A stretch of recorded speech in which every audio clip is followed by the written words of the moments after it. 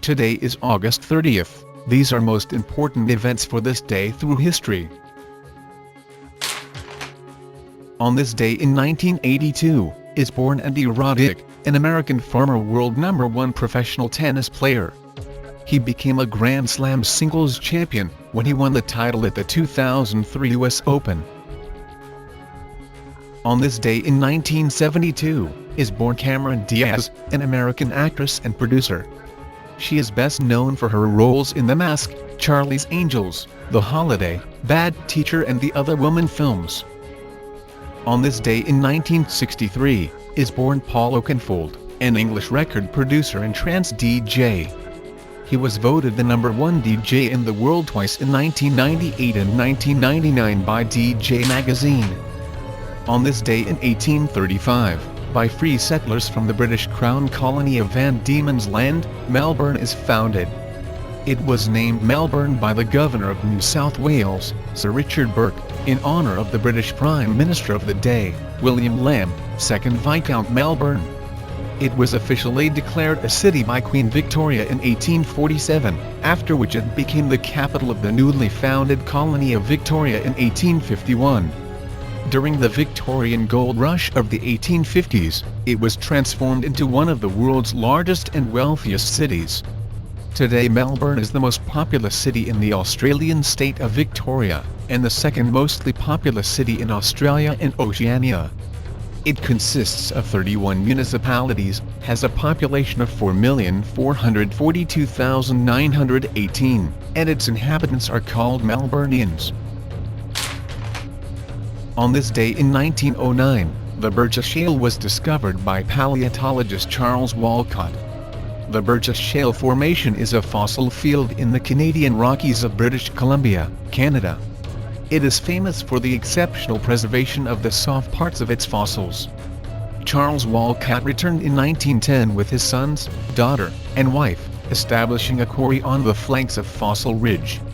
The significance of soft-bodied preservation, and the range of organisms he recognized as new to science, led him to return to the quarry almost every year until 1924. At that point, aged 74, he had amassed over 65,000 specimens. Describing the fossils was a vast task, pursued by Walcott until his death in 1927. On this day in 1974, occurred the Zagreb train disaster, when an express train traveling from Belgrade to Dortmund derailed before entering Zagreb main station in Croatia, killing 153 people. It was the worst rail accident in the country's history to the date, and remains one of the worst in Europe's history. Many of the passengers died immediately, as many as 41 of whom could not be identified, and were buried in a common grave at the Mogud cemetery.